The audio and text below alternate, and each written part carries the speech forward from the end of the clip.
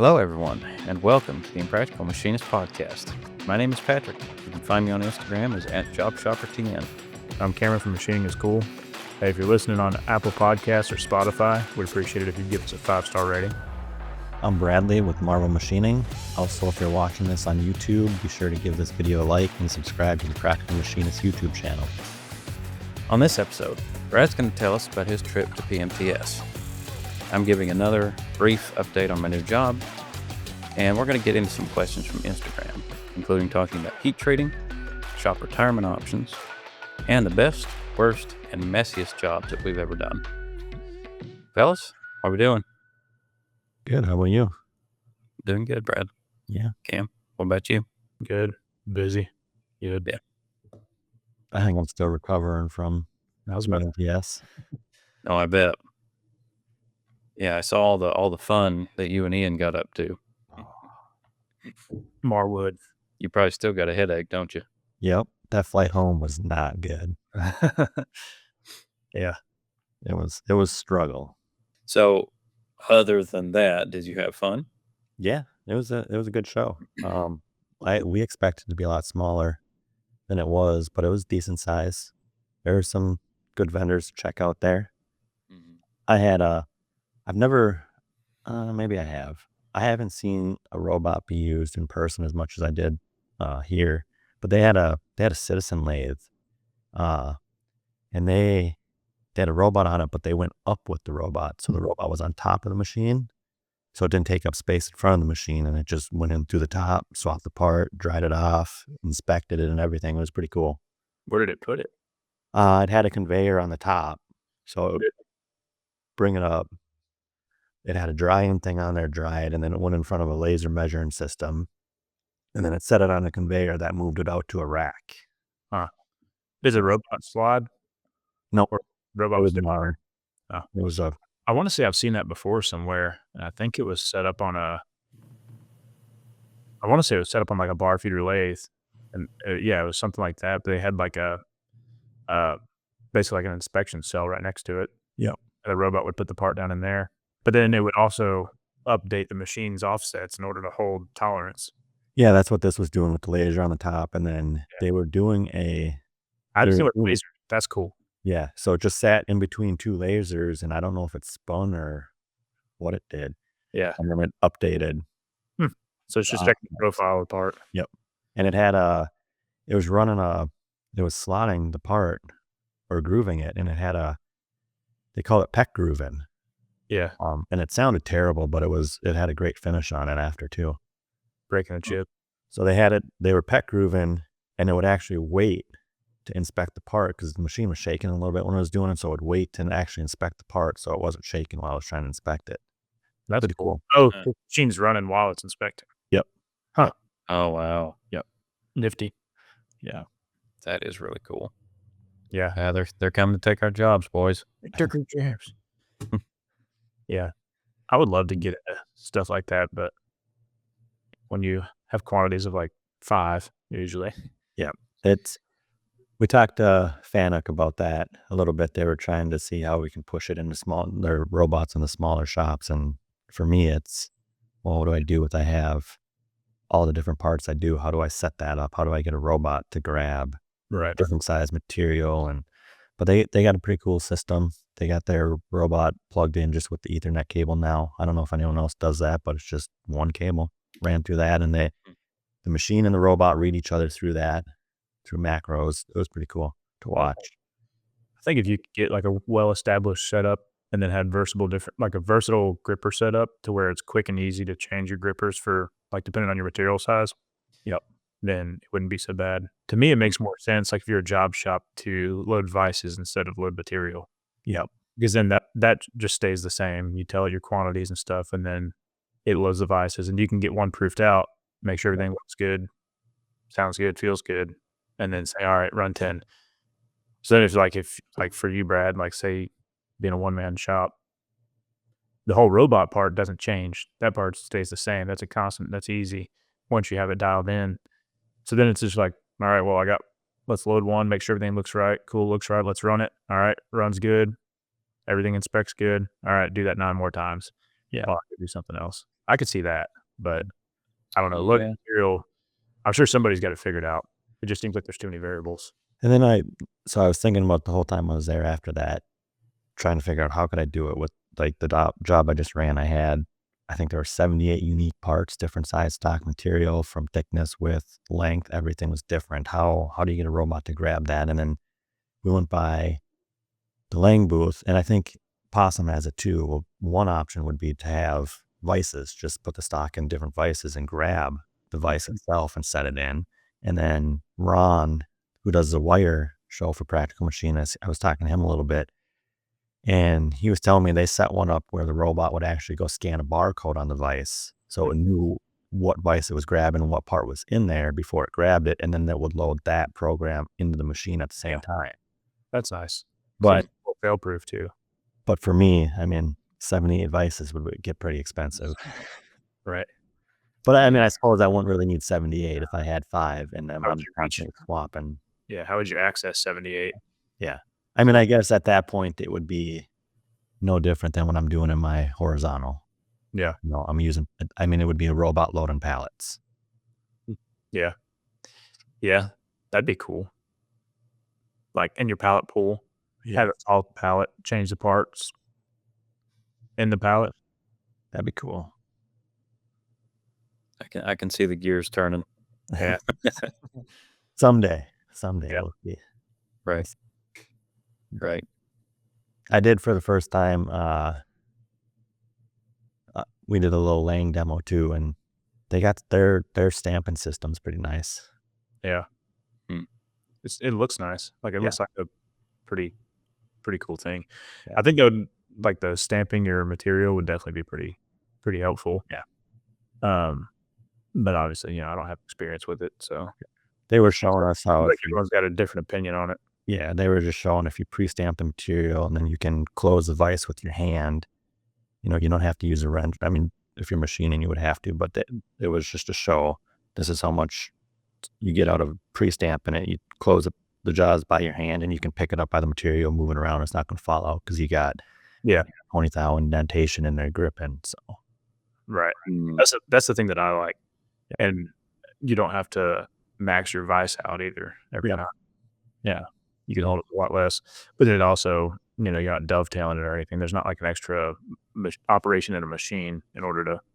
Yeah, you don't have a negative op or something. And you can set a stop for your stamper. Yep. So then you just put your material, slot it up, stamp, take it out, and then just do that for however many times you have. And then, especially if you got operators that you're worried about messing it up, then kind of fail proofs it. Right. Kind of. Yeah, they had a cool on their stamper. They had a cool like self-centering type thing. It was like a quick lock thing, and it would just center the stock in the middle of the stamper. Pretty Huh. quick. That's neat. I kind of want to get one just for my vices as it is. Yeah. I've seen some people make them themselves. Like they'll just take a 6-inch vise and mount it to a table in the shop, and then make stamping jaws. Yep. And then they just use it like a 6-inch Kurt vise. Yeah. Stamp it and just do it all manually. So Yeah. it'd be I a want to do that. budget option. Yeah. A little homebrew. I'd love to get into some of that stuff for this thing behind me here. I mean, we've got a 5th axis base plate on it now and a Haas self-centering vise, but I know there's better out there. I mean, this works, nothing wrong with it, but yeah, that I got to dip my toes into the laying thing one time at my last job, and the sad thing is we hardly ever used it. We should have, but just circumstances made it not work out. But yeah, I'd love to get into some of that. I think that's really the way of the future for a lot of things. Quick change everything. Yeah. Yep. No, I think, I don't know, the more stuff you can standardize and make, well, the more you can standardize and the more you can reduce opportunity for error, and the more you can make things faster and more efficient when it comes to setting up, the better, especially if you're a job shop. Yeah. Like if you can go from one setup to a completely different setup in a matter of minutes, plus you can, if depending on how you're doing things, you can do it without even, you know, picking up another work coordinate, then that's a game changer. Yeah. And that's kind of what I'm trying to get into, is just having all my setups ready to go so I don't tear anything down. standardized tool and just load and go. Yeah. It helps. It's incredibly efficient if you can get it done. Yeah, it is. Even standardizing tools makes a big difference. Yeah. Oh I mean, that job I just posted, was it last week or the week before? I think I had 96 total parts, 78 unique parts. It was programmed, set up, and run in 5-6 days. Yeah. I didn't move a single vise. And Mm. where I get hung up on it is I need a machine with like 70 pockets. Well, my horizontal does, but I didn't run it in there. My vertical, well, I always end up hitting, by the time I get halfway through the job, I got 25 tools in, and then I get a part where I'm like, shit, I need a different reamer. I need a different tap. Now I'm swapping tools. And I showed the video where I forgot to put my end mill back, and then I faced it with that 201 drill. Yeah. No, I mean, it'd be great to have like 120 tools and you could just leave everything in there all the time. Your drills and taps all set up, ready to roll. All right. Well, is that everything for your PMTS recap, Brad? Yeah. All right. Okay, moving on to my new job. How long you been there now? A little over a month? Yeah, as of recording, it's been basically 5 weeks. When this comes out, I think it'll be 6 or so. Yeah, I mean, everything's still grand. There's been a couple things come up that I haven't been super fond of, but it's mainly limitations we've got on this silly conversational lathe that we have. I actually, I was a full on mill Billy the other day. I had to make some bushings for actually drill bushings. We got this machine project we're working on where we've got to put some side plates on it, and we put clearance holes in those plates, but we got to drill and tap, I think M14 or no M16 into the machine, and you can't really take that part off and put it in a mill. So we had the idea, let's make some bushings so we can just put the bushing in the part and then just take a mag drill and run a tap drill through that and then tap it. So very simple, it's like I don't know, 18 millimeter OD, 14 millimeter ID, 1/2 inch long. Sorry, 12.7 millimeter long. And I made it all in the mill. I just did it right here in the 4. Some of that's tooling. I mean, we don't have a lot of tooling for the lathe, so like drilling and boring it wouldn't have worked out well. But we're working on that. We've got some good paychecks coming in, so we'll probably start working on the tooling situation a little bit better here soon. Been doing some machine maintenance too, which is something I've never really done much of before. Like leveling. Who does What Cam? Who does that? I do now. Aren't you fucking good when the machine fails? Yeah, exactly. Yeah, you're supposed to be reactive, not proactive. It was more, I guess, I don't know that you'd even call it maintenance. It was really just leveling the vertical and the horizontal feeler, which is something I've never done before. So, Mark, my coworker, showed me how he does it. We kind of goofed up the vertical feeler. I'll be honest. We just got in a hurry, and he went to run it that weekend for this silly rush job that we had, and it was just screaming and hollering. And we figured out we didn't have enough pressure on like 3 or 4 of the pads. This vertical mill has 8 pads that it sits on. But still, it was kind of fun to learn, and the horizontal was a pain to level. Man, that thing, it's 29,000 pounds. So it's a big one, and so it took a lot of grunt just to get the pads to move a little bit, Oh yeah, I remember doing that with mine. It was a pain in the ass. Yeah. How much does your EC 400 weigh, Brad? With the pallet pool, they estimated 26. Yeah. Wow. Mine Yeah. came with a wrench that was like this big. It was like 2 feet long. Yeah, that's what we needed. The craziest thing, this was kind of silly. The lock nuts on the horizontal are for some reason a spanner nut, not a regular nut. And an ER32 spanner wrench fits, or no, an ER40 spanner wrench fits it perfectly. which fortunately we had, but I couldn't get any torque on it. So I actually ended up making a wrench to tighten those with. But yeah, I mean, we got it back leveled, got the weight cover back on it. We've actually been able to run the horizontal now a little bit. I got my seat of fusion, which has been great. The owner's working on getting a second computer. Mark's got a laptop he can use, so it works. 3D printer has been a lot of fun. Oh yeah. I made a tool holder rack the other day. I nerd out over junk like that. I used to make them out of like angle aluminum and stuff like that at my last job. It was really fun to just be able to model it up, send it to the printer, and an hour later, I've got it. That was really, really neat. I probably had to pick your brain a little bit, Brad, about how to make one-off work a little bit more efficient, because Cam well, all right. Other than that, we'll work on that later. watch my YouTube video on the process. Yeah, that's kind of where I was going. I need to study that a little bit more, because like stops are one of the things that I'm struggling with a little bit, just because of the way that the F4 is set up. I do want to start using the 5th axis more. We're kind of waiting on, some new jaws to come in, because the jaws that are on it are not in good shape. It's got so many teeth missing, it looks like it's done meth for 20 years. It fits right in around here.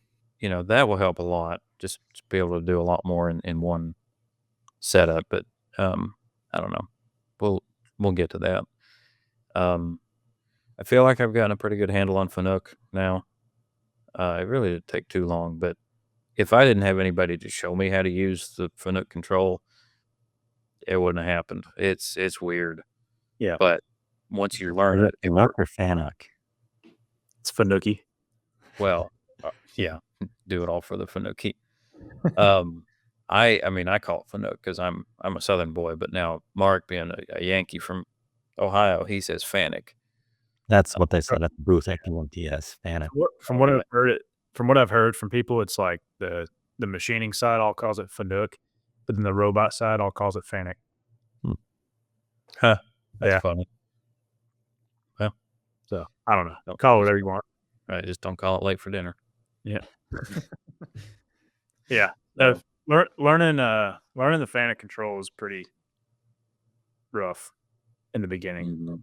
But honestly, I mean, once you've got it, you kind of got it. You get a feel for how everything works, and I don't have any issue going through it now. Yeah. But I'm still not a huge fan of like how many button presses it takes to do stuff.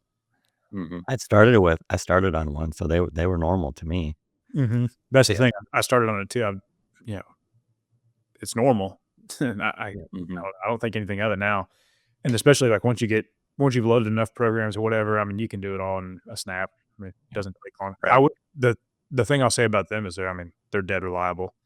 Like I don't know of anybody that's had an issue. I mean, there obviously are going to be people out there, but like the normal Fanuc controls are dead reliable. I don't know about the new ones with the touchscreen and the like the new user interface. The what's it called?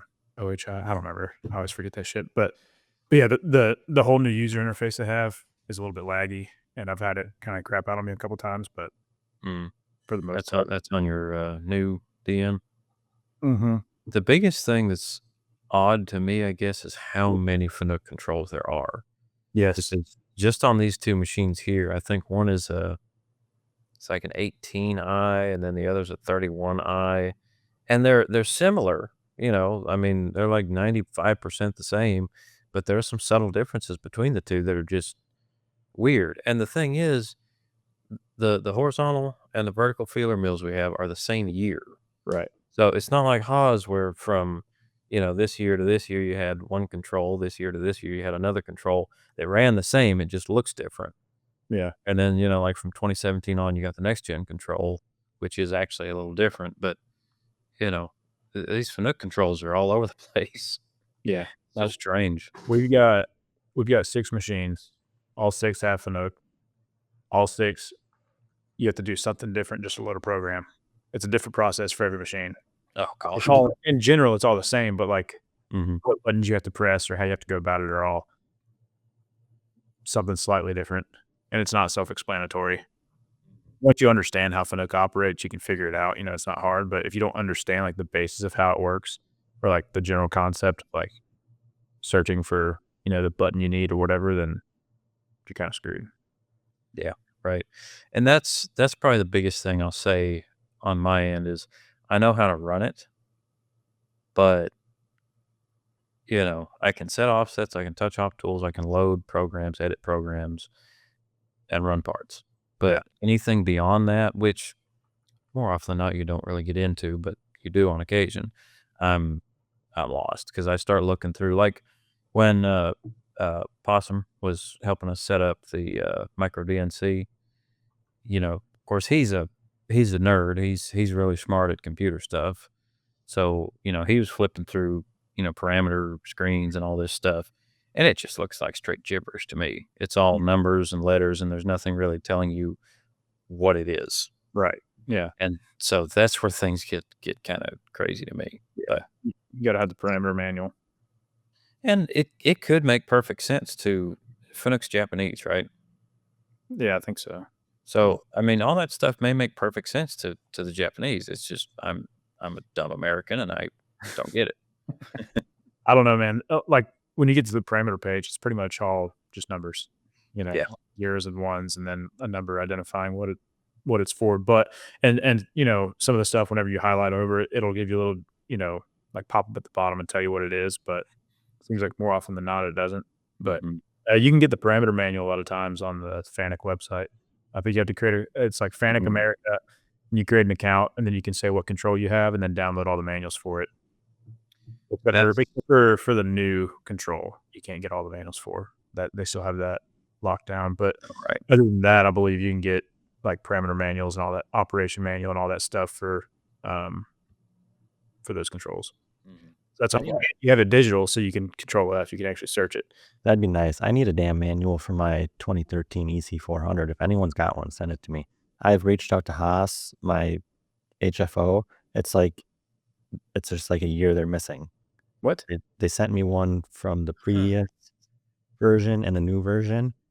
And between the two of them, I've been able to figure out what I needed to figure out, but it's slightly different. Mm-hmm.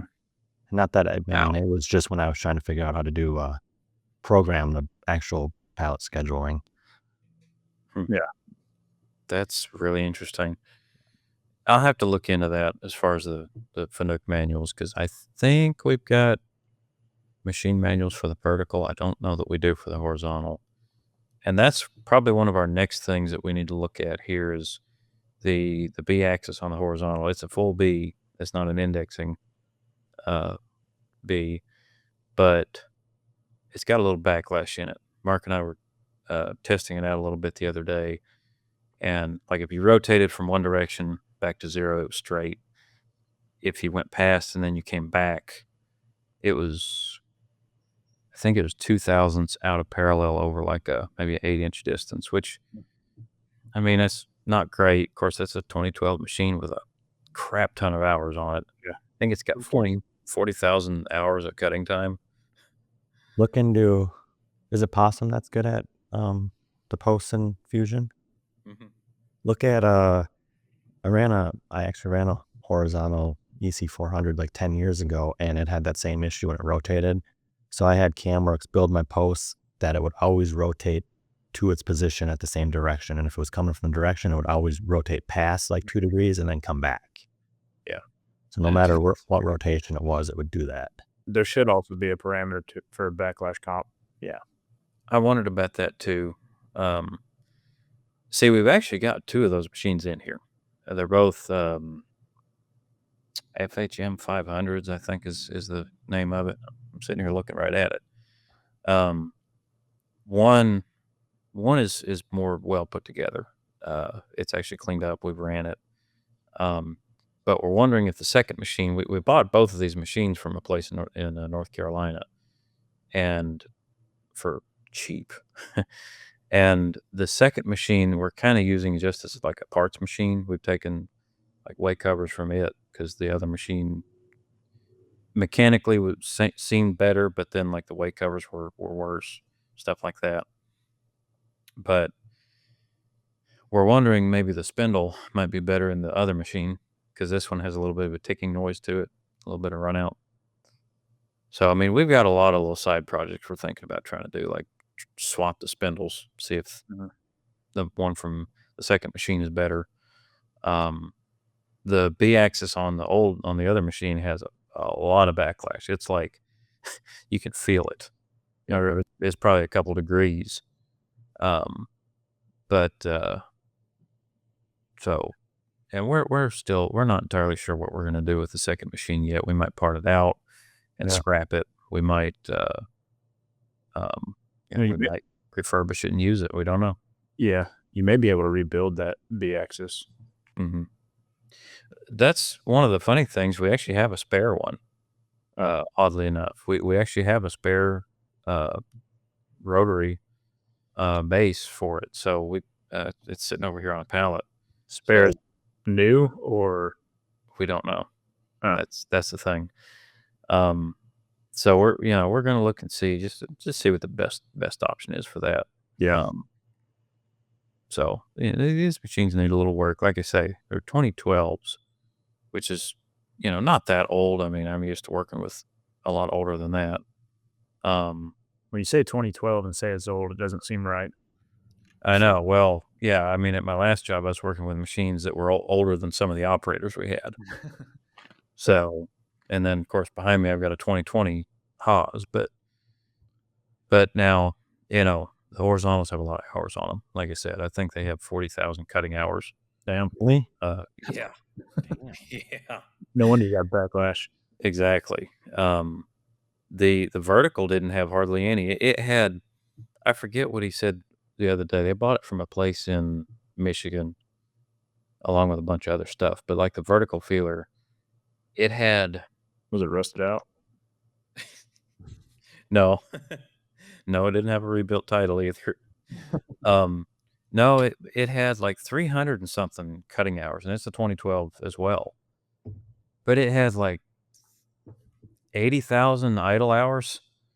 So it's like they just turned it on and didn't use it most of the time. It's really weird. The last shop I worked at was like that. They just left the machines on all the time. Some people would leave for the day, even if the night shift wasn't using that machine. They just left it on. You'd come in the next morning and still be on. They might cut it off on Friday. Mm-hmm. You talk about hours on a machine. I have used machines. I got 2004. My verticals are 2004, 2005.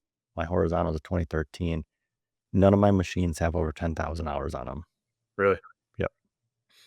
I think when I got my VF2, it had like 6,000 on it. I think my VF3 might be over now, because that had like 8,500, and then my horizontals at like 8,500 too. Cutting hours. Nice. Unless they've been reset, you can reset them, can't you? On a Haas, I don't know. I think there's ways you can reset the one that appears in like the current commands menu. Yep. But then somewhere else in the control, there's a spot that I don't think can be reset. Yeah. Because anyway, we've definitely got some stuff to work on here, but it's still been a lot of fun.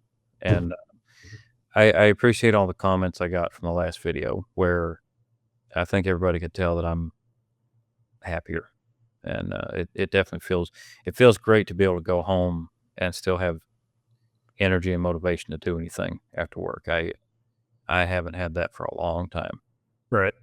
That's the kind of stuff that you have to take into account when you're looking at jobs. Seems like people get wrapped up in, how many dollars and cents they're going to make per hour. Mm-hmm. And like all those little details, which matter, but also it's quality of life.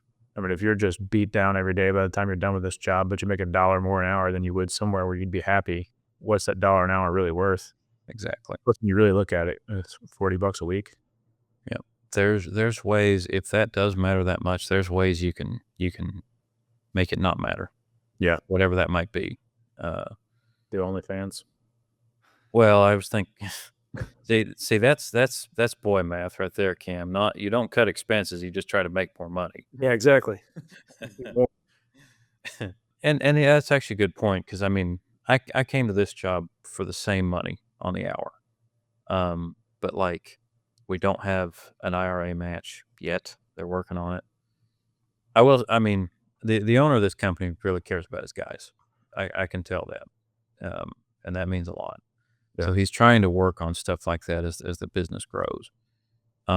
Whereas at my last job, I did have like a 3% match, and health insurance is cheaper here because he believes in really trying to provide for that. And then I did lose quite a bit of PTO to come here, but when I actually enjoy coming to work, I don't need as much time off. Imagine that. Yeah. It's a So pretty awesome feeling waking up in the morning, you're not like, "Fuck." yeah, gotta go to exactly. work. Or the night before, like, especially Sunday night, you're thinking about it, and you're like, "Damn it, man, fun's all over. I gotta go back to freaking work tomorrow." Yep. It's nice not having that. And that's going to happen. There's days like that. Like Oh, yeah. when I was working on these bronze mandrel parts on the lathe last week, I didn't really enjoy that. But whatever. I mean, it wasn't that bad. I got through it. I did it. They're done. Wasn't that big of a deal, but it wasn't as fun as running stuff on this thing. Yeah. On the VF4. So, Yeah. So all that being said, that's actually kind of a good segue into one of our questions if we're ready to move on.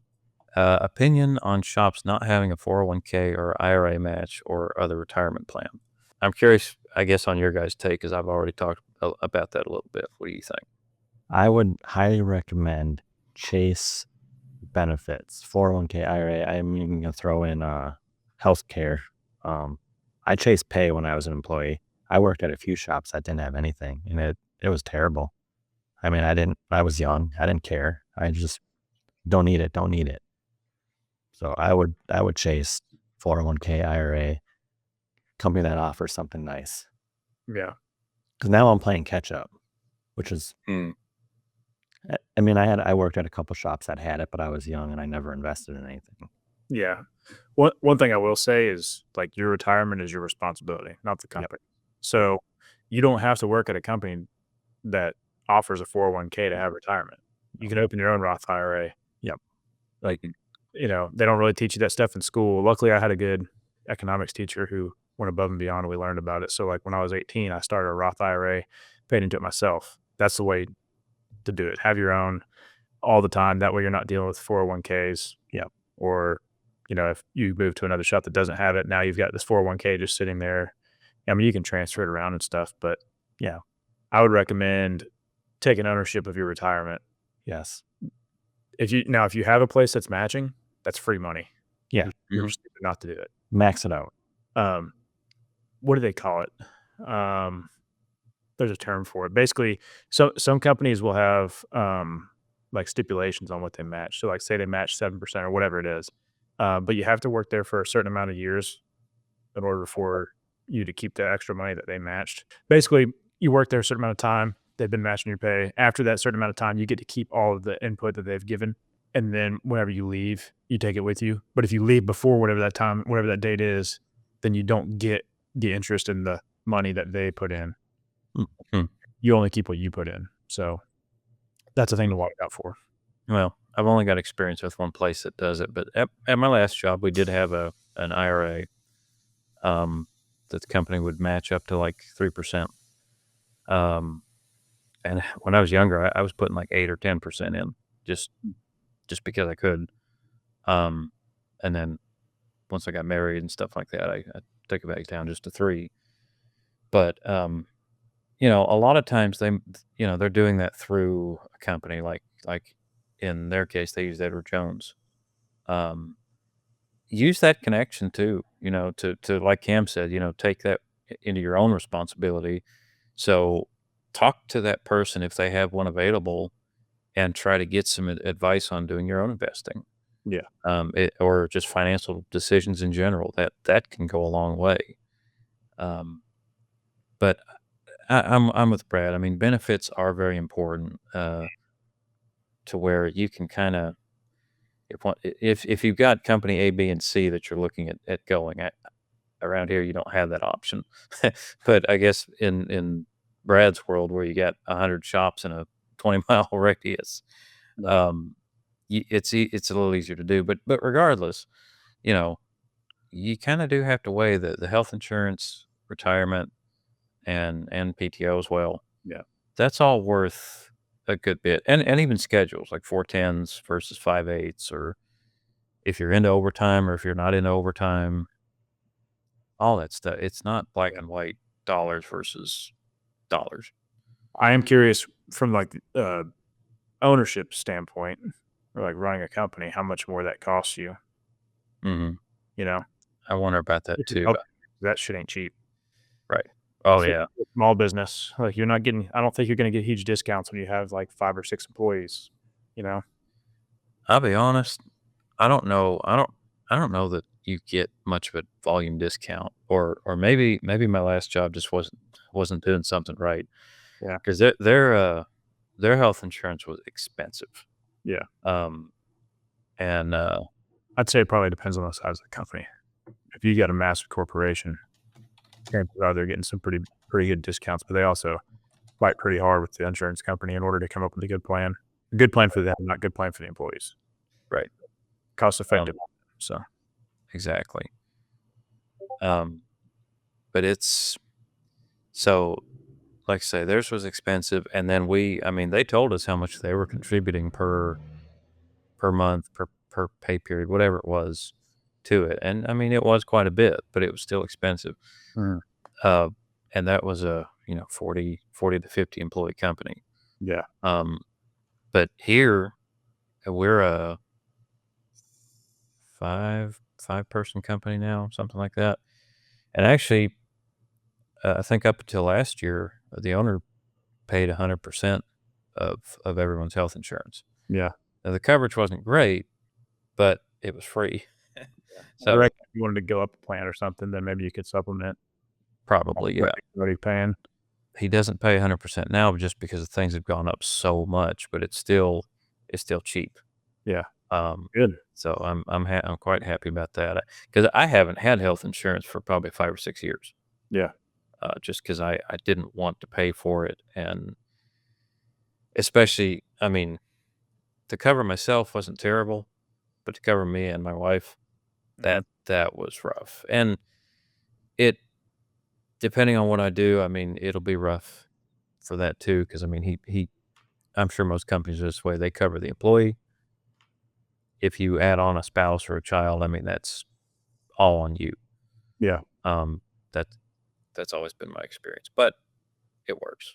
I was going to say on that 401k, if you're going into, or not 401k, on health insurance, if you're going to have a small shop, it's expensive as hell.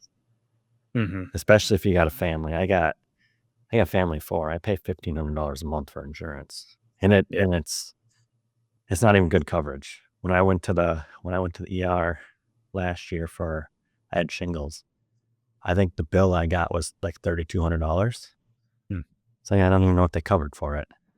Is it a high deductible plan? Last year it wasn't. Yeah. But this year I did switch to a high deductible plan and an HSA.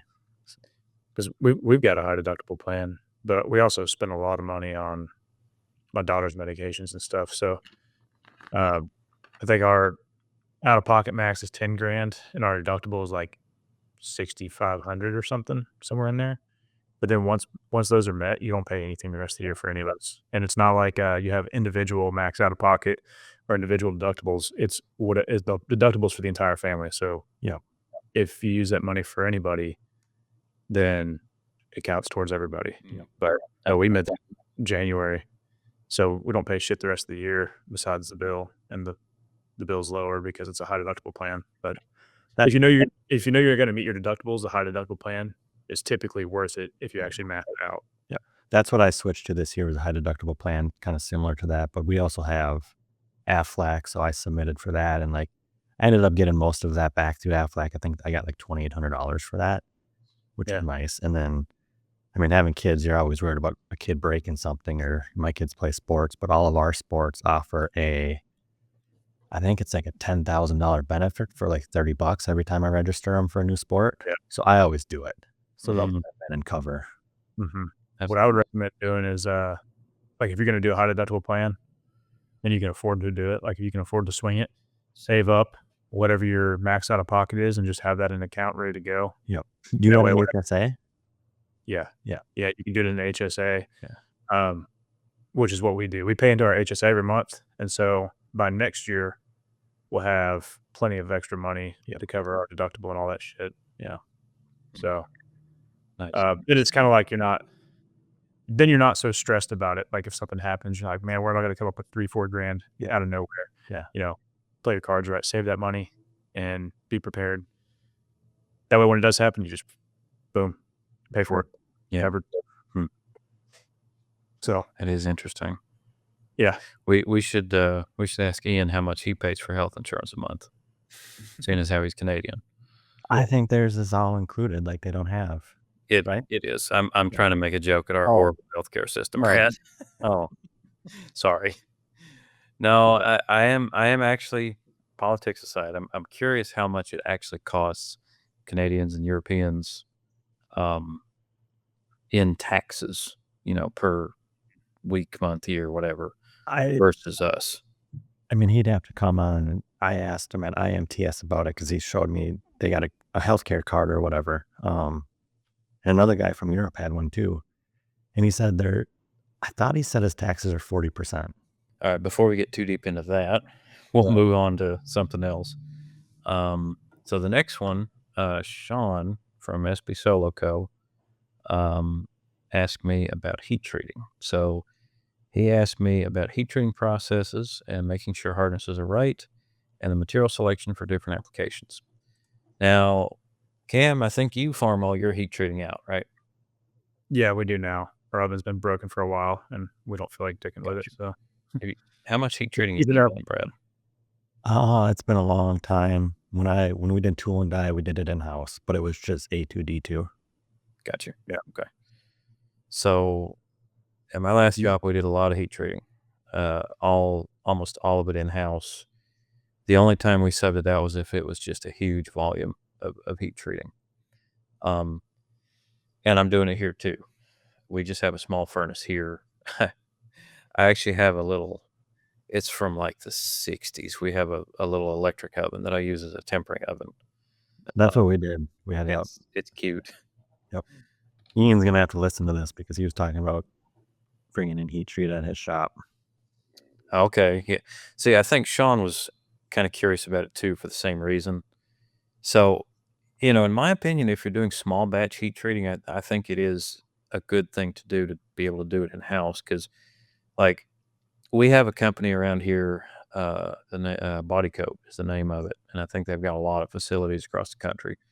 But they'll actually come down I-75 and they'll branch off of it and pick up like on Tuesdays, take it back, heat treat it, and then deliver it on Thursdays. that's cool. It's not super cheap for small volume stuff. It's really cheap for high volume stuff. Like the bolts that we were making at our last job, I mean, they were charging us $1 something a pound. And, we were sending, I don't know, like a ton worth of stuff at a time. So that's well worth it. But when it comes to, small batches, like what we do here, a die set is, 3 or 4 components, usually S7. A lot of times you can do it all in one batch. And you might only have 30 minutes of actual man hours in it, or man minutes, I guess. As far as this is again where we should try to find a metallurgist to come on here. But the biggest thing is when I first started at the last shop I was at, one of my best friends, I went to tech school with him, was he's the manual machinist then and now, and he does a lot of their heat treating then and now.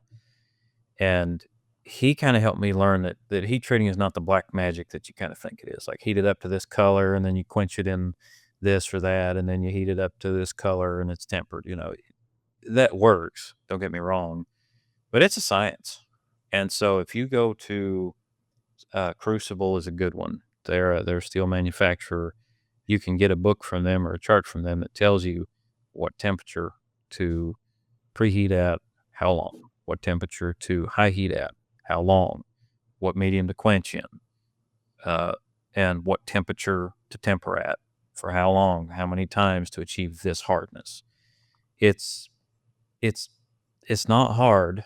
The biggest thing, I mean, you do need to have the right equipment, like a proper heat treat oven, at least for hardening. You can get by with a home oven for tempering if you check it. We have an infrared thermometer gun for actually checking the temperature of our oven, because I mean, home ovens aren't that precise. And having to is very helpful, because it's best to harden a part, let it get lukewarm, and then temper it. That's what's ideal. I don't always do that just because it doesn't work out that way. But and at my last job, we had a main smaller furnace that was probably like a 1 foot cube, maybe it was like 16 inches deep, that you could use. And then we had a big oven that was like 2 feet by 18 tall by like 36 deep. We used it for tempering a lot of times because it takes so much longer to heat up that much volume, since tempering is usually a lower temperature. I'll tell you, when you open up an oven that big and it is at like 1800 degrees, man, you can't imagine how much heat that is. It's insane. So You would throw pizza in one? I've thought about it. We did that once. It was Really? It was fast. I bet. Yeah. Why cook it for 15 minutes at 500 when I can cook it for 2 minutes at 2000? Well, that's the idea of the brick ovens that they have. Yeah. So Right. I mean, they're not at 2000 though. I'd be I think we idea. threw it in at like 600. Yeah, I think those pizza ovens get up to like 1,000 or more, don't they? I think somewhere around Yeah, there. they get hot. Yeah. I mean, that'd be a good way to get a blue rare steak. Put some grates in there at like 1500 degrees. Just throw the steak in there for like a minute. You should try it. Absolutely. Order it. Oh, that'd go viral. Is lunch. Do for lunch. I can hear the comments now.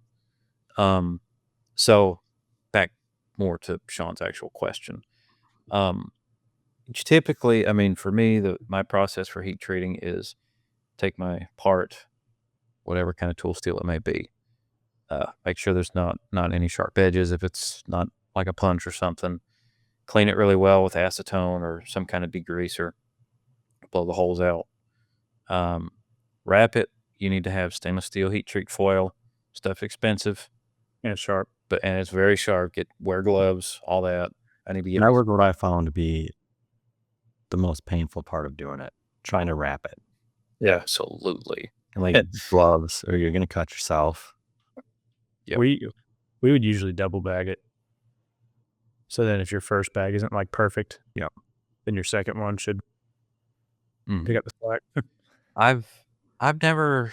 The only time I've ever had to double wrap something is if it had a lot of like sharp, pointy edges, and then that just helps make up for the little punctures you might get at the corners. One of the things that I do when I make my heat treat bags is I usually do 2 folds on each fold, and I use a little steel roller. I can't think of what it actually would be used for, but it's just a handle with a little steel wheel on it, and you can use that to really press it down and get a good solid crimp. And then when you get to the second folds where it's not quite as pliable, I take a deadbolt hammer and just tap it down flat. We had like a handheld crimp deal to squeeze it. That would work well too. And a roller. But the crimp was nice on the sides that you couldn't put flat and try to roll. Mm-hmm. Yeah, exactly. I might have to get me one of those. Because a lot of times like when you're folding up the last side, a lot of times you can't use a roller because it's up in the air or whatever. Sometimes, like for the double bag thing, sometimes I've cut small pieces of foil just to stick on the corners, and that'll help kind of soften them a little bit. That helps too. And then basically, you put it in your heat treat furnace, and for most materials, it's going to be preheated up to this temperature, like S7, which is most of what we do here. So typically with S7, we'll preheat up to about 1350. We'll hold it there for 20 minutes to an hour, depending on how large the part is. And then you ramp it up to the high heat temperature, which is your actual hardening temperature. For S7, we use 1750. Usually you'll get a range. And I think the book I have for S7 says like 1725 to 1775.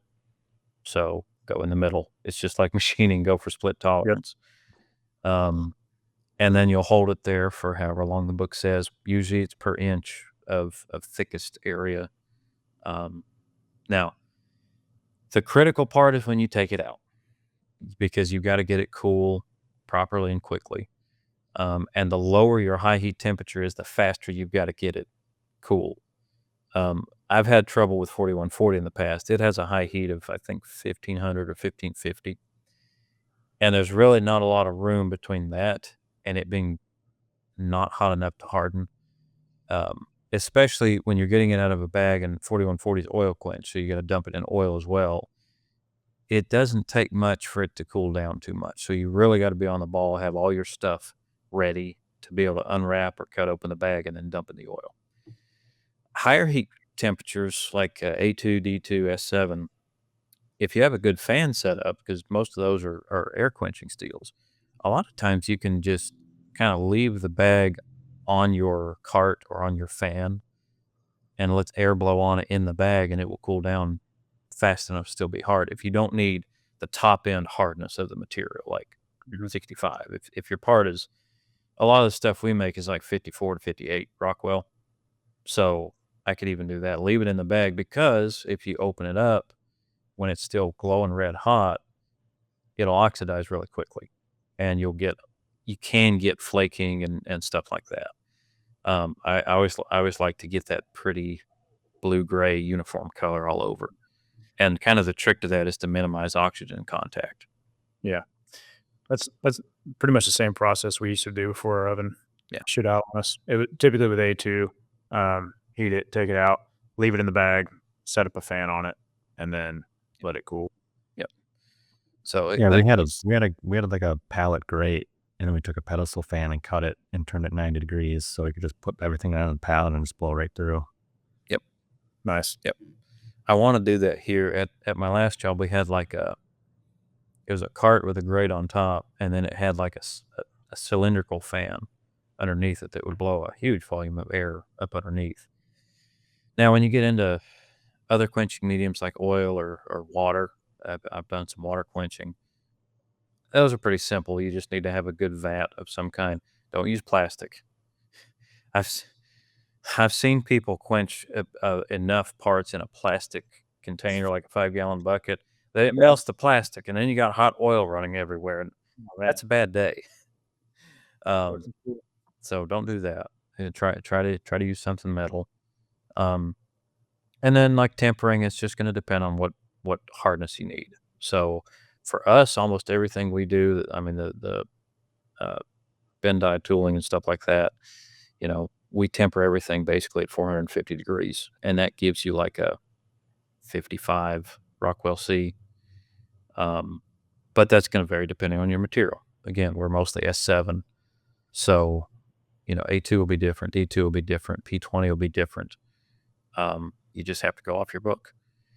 Yeah, I think some of that stuff's in the machiner's handbook too. I'd say it is. I get in the materials section.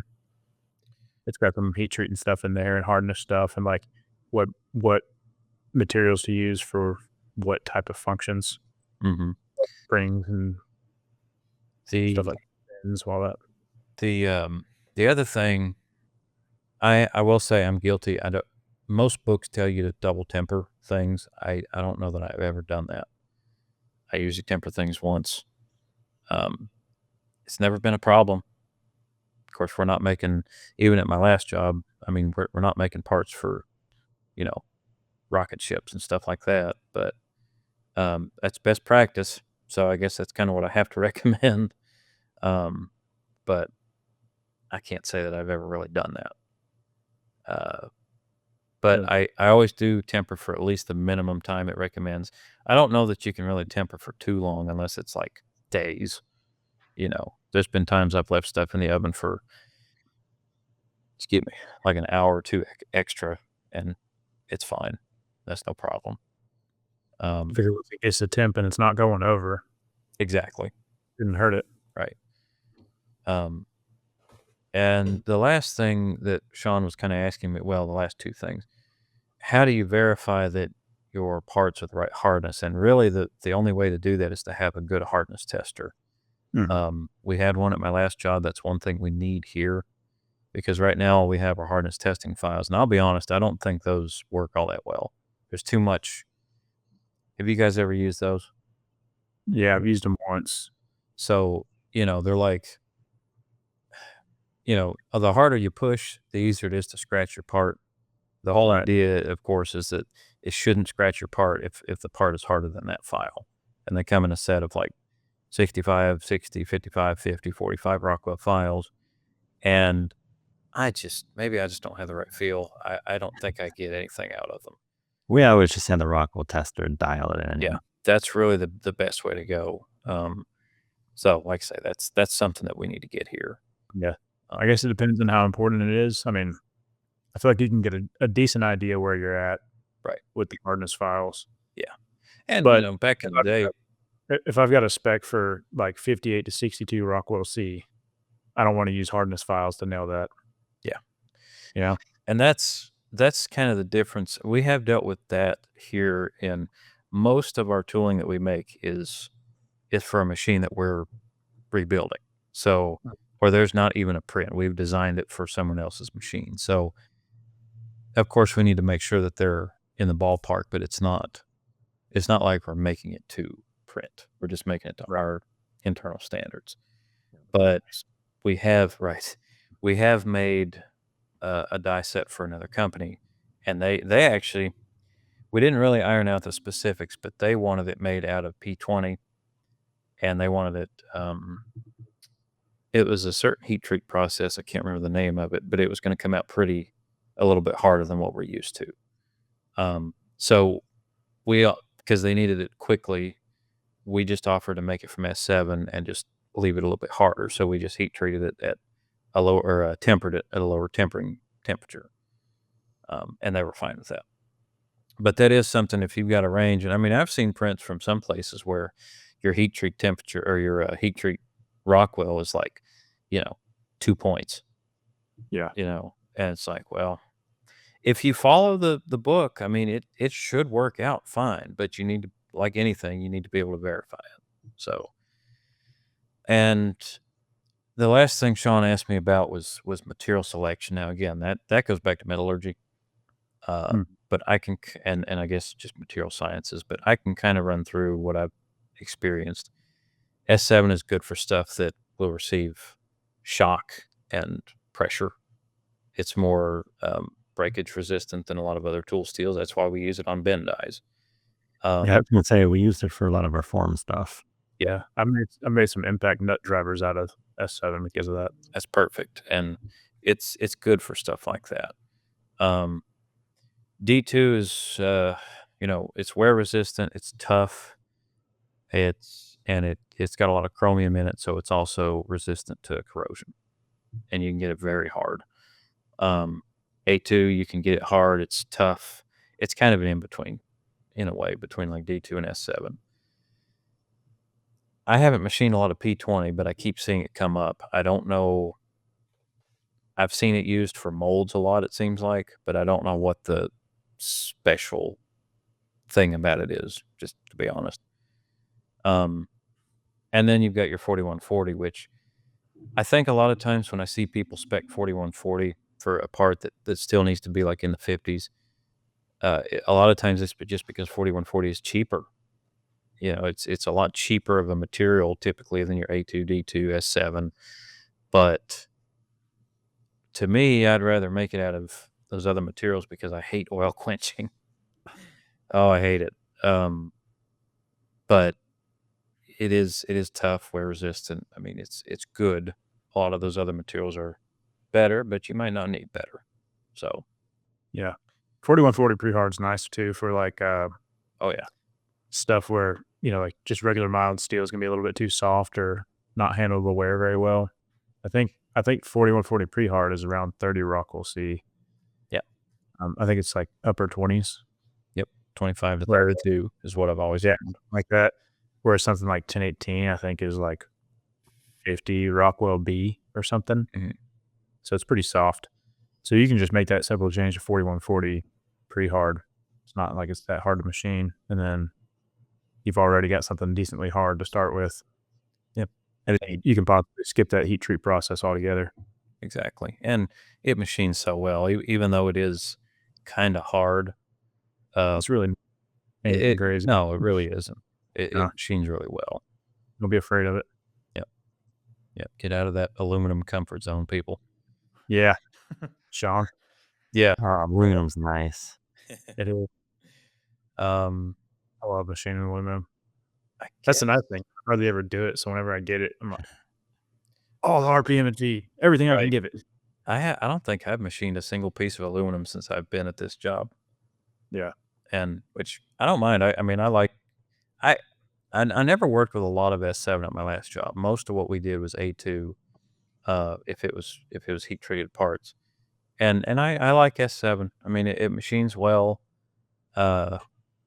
It's not as tough and difficult as like D2 can be. Yeah. But- What have you found as far as like speeds and feeds wise compared to like steel, for example, or mild steel? I was actually setting parameters up in Fusion the other day for this, and I basically took my surface footage and multiplied it by about 60%. Or yeah, so From your mild steel. exactly, yeah, because that's mostly what we do. So for now, I've just set up a mild steel parameter and a tool steel parameter. So But you were just on the slow side of the SFM, where I'm on the fast side. Right. sure. And when I get that random ass steel, I just go maybe. That's what it means to me. Slow, fast, maybe. Right. I remember that took me a second. I remember that post I put up last week. That's funny. Slow fast maybe. No, and yeah, that is kind of how I have it set up. Like mild steel with a TI ALN carbide end mill. I think I have it 500 to 600 surface footage. Tool steel, I've got it 300 to 350. So chip load's about the same. Mm-hmm. High speed drills is about the same, really. You can take your mild steel parameters if you use that as a baseline and just multiply it by like 0.66, and about 2/3 works. At my last job, I always used about 100 to 110 surface feet per minute on high speed drills in mild steel, and 65 to 70 works well in most tool steels.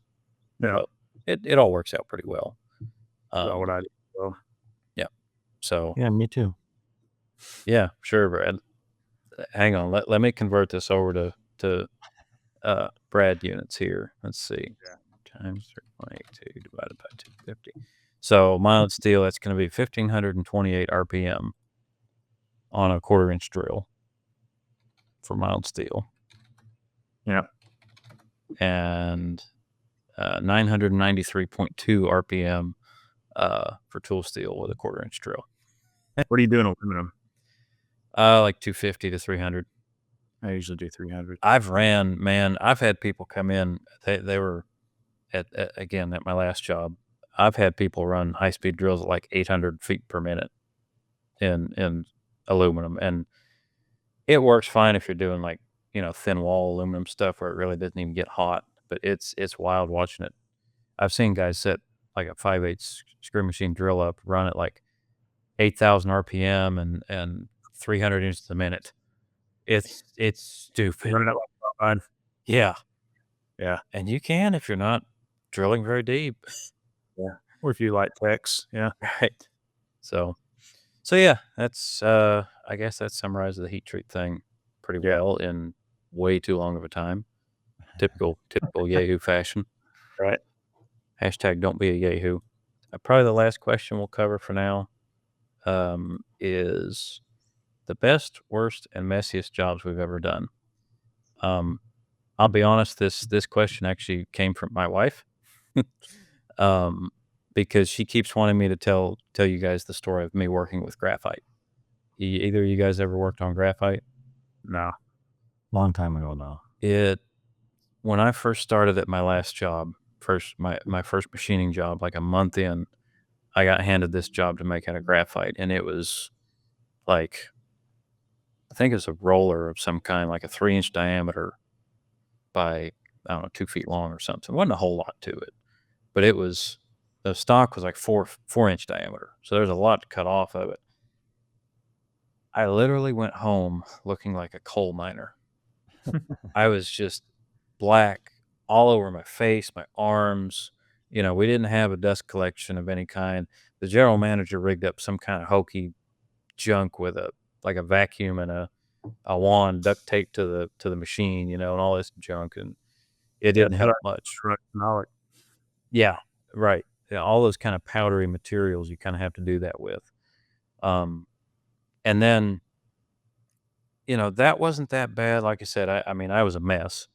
The bottom of the shower at home it was just black from all the junk getting washed off of me. But from that same company, we'd gotten an order for 200 of these pulleys, and they had like two round grooves in them. And we ran that on an SL20, so it was actually enclosed. That was the thing.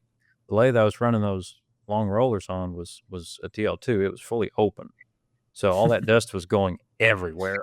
I think for 2 or 3 years we were cleaning graphite powder off all the other machines. Imagine. And I didn't run the 200 pulleys, but what really blew my mind is the inside of the lathe after maybe half the order. It literally had 2 or 3 inches thick of graphite powder over everything. Yep. On you have an SL20, Brad. You know how the box behind the turret is kind of at that 30-degree angle.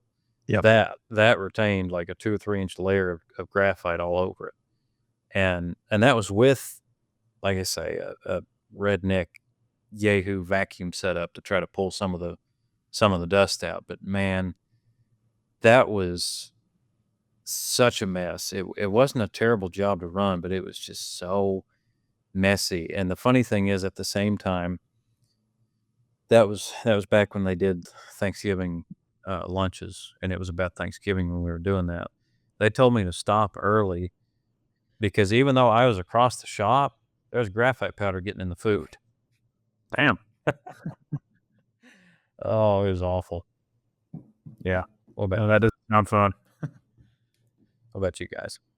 I would say my worst job was I ran a ceramic job a while back, and it was, I think they were something for battery. It was a battery housing of some sort, and it didn't matter which way I approached it.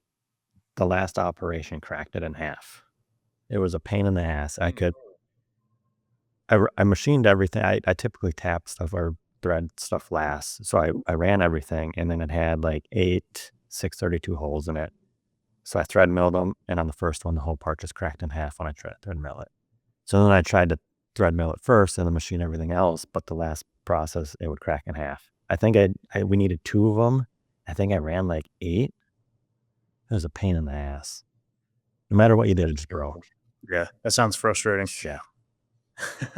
But we ended up talking to the customer, and they weren't too picky on it. So the 2 they ended up taking, there was like some parts chipped out of it, but it didn't matter. So they were able to make them work. Yeah. I wonder what the trick is for that. We probably didn't have the right tooling because I was just using standard shit we had just to try to get through it. It's amazing that it cracked. You said you were thread milling those, right? Yep. That's amazing, because I would think tapping, I would expect it because there's kind of some outward pressure that way. But the fact that it cracked when thread milling, that's crazy. Yeah. I think I might have tried to tap one of them, and it cracked too. Yeah. Wow. Yeah, you wouldn't think thread milling would cause that, considering how little material you're taking out. Yeah, honestly, I don't really know what my worst job was. I think I tend to block that stuff out. Yeah. I know there's been some shit that's really fought me and kicked my ass, but I couldn't tell you off the top of my head right now. I would say my best job was, think of like big wins. One was a part that I made from a casting. Well, it was supposed to be a casting. They couldn't get a cast for whatever reason. I think it was a replacement part for something.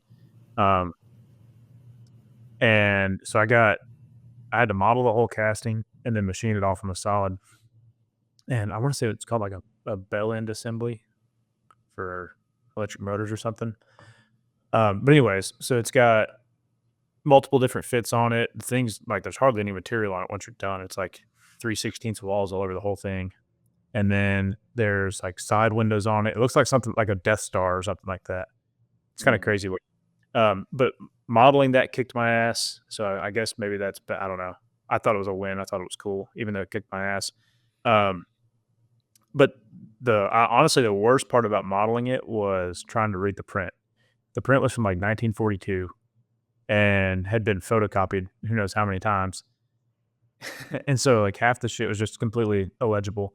And then it had also been blown up. And so it got fuzzy as it blew up. And it was just awful. All handwritten, dimensions and everything, of course, and hand drawn. Still also stuff isn't like to scale as it would be on like a newer print. So some stuff like you look at the dimensions and like how far apart it is on the drawing, then you go to model it and you're like, that looks nothing like what I have here. Am I reading this wrong or what's going on? And then there was like on top of it, it's like half circle. Let's see, it would probably be at like you're probably at like 190 degrees from like one wall to the other, right? I guess I'm explaining that kind of weird. Think of these two walls being like 5 degrees apart, maybe 10 degrees apart. So they're like this, and then they're connected tangentially to a circle, right? So your walls just kind of come up like this, like a U shape. But then you have a draft angle on the side that's 5 degrees on the straight part of the wall at the end of it. But then it's 2 degrees as it gets around the peak of that circle. So they're trying to model that. And then also the face of it is at a 5 degree draft angle, I believe. But then it goes to a 2 degree draft angle in the middle. And then there's windows in that. Then everything has to get radiuses on it, radii, whatever. So yeah, modeling that was kind of a bitch. And then machining it was cool, obviously. Nice. Yeah, throw that in there. But no, it was neat. But yeah, finishes came out great. Like there wasn't anything flat on the entire part except for like one surface. Everything had radiuses and draft angles and all sorts of shit. And then yeah, so it was. I think I did like the rough finish approach whenever I did it. Honestly, I don't remember. It's been a minute, but yeah, finishing that last operation, putting the fits on there because it had like plus or minus. I want to say it was either +1 minus nothing or +or-1 fits like at the top of it, and then multiple fits down in the middle of it, and then the through hole with the fit. So there's like 3 or 4 different fits you had to nail, plus depth tolerances off of everything. So I basically roughed the entire thing, finished all the 3D stuff, and at the very end came back and just kind of lightly clamped everything and machined it nice and light and finished all those fits, and then it was perfect. And then Nice. then it got a screen welded on the inside of it and got painted baby shit yellow and ruined it all. Oh, Yeah. that's one thing. We bead blast all of our tooling after it's heat treated, and I hate that. I ruins all hate your that. pretty Yes. Yeah. Like, I mean, we try to shoot for really smooth finishes on like the tube grooves and stuff like that, and then we stick the thing in a bead blaster and take all that away, and it's like, oh man, I hate this. Maybe you can like tape off all the machine surfaces that can stay and then just bead blast the stuff that touches the parts for like the tubings. Mm-hmm. That actually would be cool. You could even get stickers with like the company logo Mhm. and bead blast it and then take the sticker off so you've got like just a shiny RBSA logo on there. Mm. We engrave everything, which is kind of cool. I don't know that a laser engraver wouldn't do us some good. But yeah, If you're already engraving on the machine, I don't know how much and it's not like it that is takes an long. extra step, you know. Yeah, it's like Laser engravers are cool though. It's one of those things where once you have it, you're kind of like, man, what did I do without this thing? Right. I use it for so much stuff. oh yeah, just like It's our quick and easy. 3D printer. I mean, that thing's gonna be super handy. Exactly. Yeah. I don't use mine. Mine just sits. Well, you already 3D printed everything you want to print. That's That's true too. Yeah. Like all your your helicoil. My heated coil trays. I need to print some more, but I mean, I'm gonna be. We've got a toolbox that I can start using. Nice. And toolbox. it's not necessarily one that the company bought. It's actually one that Mark's gonna donate because he doesn't need it anymore. But at least it's a real machinist box. It's a Brown Wrinkle Kennedy. oh, but- you can get hate for that one. The real machinist box. Yeah. So a toolbox machinist we use. So Dang right. What I have.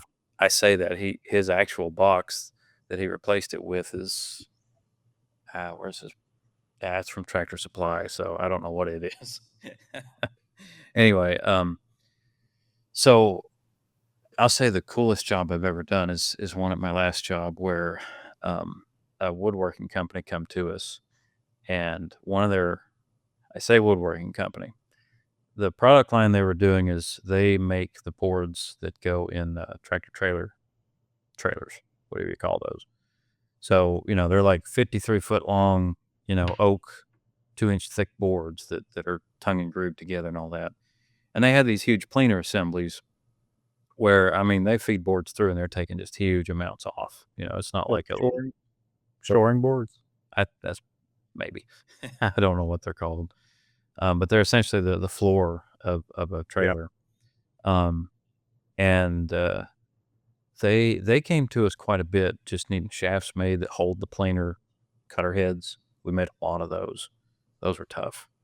But they came to us one time wanting a whole assembly made, and it was a whole planer height adjustment mechanism. You had the shaft in the center, you had 2 gears on each side, and some eccentric components to actually turn a shaft, and then you could raise or lower the whole assembly. We had to reverse engineer everything. There were no prints. These were from German machines from like the 70s, so no prints. And it took us quite a while. And funnily enough, Mark, the guy I'm working with now, he worked with me then at that time too. So kind of funny how that works out. But it was a lot of fun, and the end result was really cool because assembly on the surface plate in their grinding room, and you can actually see, I think I'm turning the main adjustment shaft in it, and it's, moving the gears up and down to cam everything up and down and all this stuff. And it's just one of the parts in there that I thought was the most interesting to make. I forget what we called it, but it was a pretty big block for us. It's probably 15 inches wide by 4 inches deep, 7-8 inches tall. And it had a T-slot that ran, it had a half hole in it that I think a bearing set in. But then it had a T-slot that ran around that half round.